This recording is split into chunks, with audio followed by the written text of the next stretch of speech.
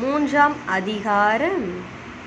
பின்பு அவள் மாமியாகிய நகோமி அவளை நோக்கி, என் மகளே, நீ சுகமாய் வாழ்ந்திருக்கும்படி நான் உனக்குச் சவுக்கியத்தை தேடாதிருப்பேனோ? நீ போவாசின் வேலைக்காரிகளோடே கூடியிருந்தாயே, அவன் நம்முடைய உறவின்முறையான் அல்லவா? இதோ அவன் இன்று ராத்திரி களத்திலே வாட்கோதுமை தூற்றுவான். நீ குளித்து எண்ணெய் பூசி உன் வஸ்திரங்களை உடுத்திக் கொண்டு அந்தக் களத்திற்குப் போ. அந்த மனுஷன் புசித்த குடித்து தீருமட்டும் அவன் கண்ணுக்கு எதிர்ப்படாமலிரு.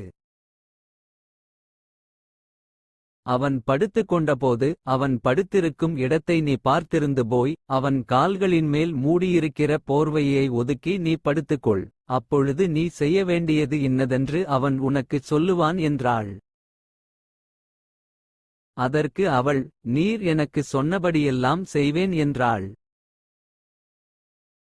அவள் களத்திற்குப் போய் தன் மாமி தனக்குக் கற்பித்தபடியெல்லாம் செய்தாள்.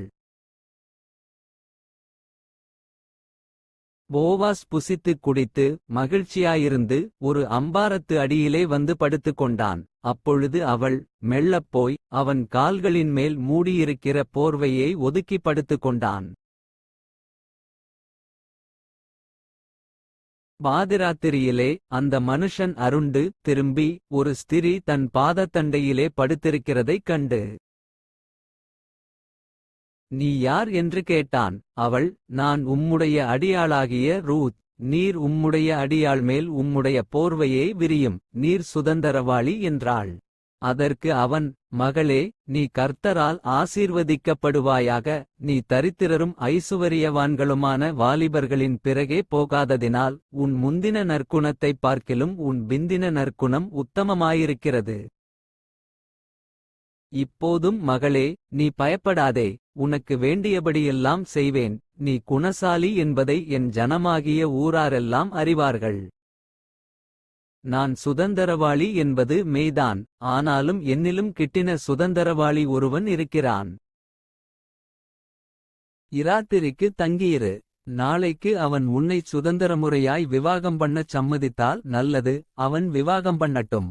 அவன் உன்னை விவாகம் பண்ண மனதில்லாதிருந்தானேயாகில் நான் உன்னைச் சுதந்தரமுறையாய் விவாகம் பண்ணுவேன் என்று கர்த்தருடைய ஜீவனைக் கொண்டு ஆணையிடுகிறேன். விடியற்காலமட்டும் படுத்துக் கொண்டிரு என்றான். அவள் விடியற்காலமட்டும் அவன் பாதத்தண்டையில் படுத்திருந்து, களத்திலே ஒரு ஸ்திரீ வந்ததாக ஒருவருக்கும் தெரிவிக்க வேண்டாம் என்று அவன் சொல்லியிருந்தபடியால் ஒருவர் முகம் ஒருவருக்குத் தெரியாததற்கு முன்னே எழுந்திருந்தாள்.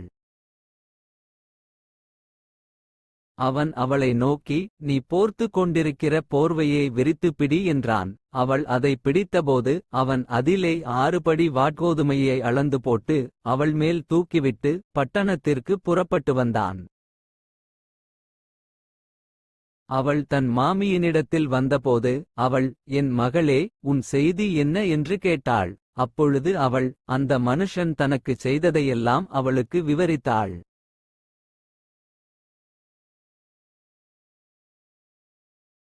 மேலும் அவர், நீ உன் மாமியாரண்டைக்கு வெறுமையாய் போக வேண்டாம் என்று சொல்லி இந்த 6 படி வாட்கோதுமையை எனக்கு கொடுத்தார் என்றாள்.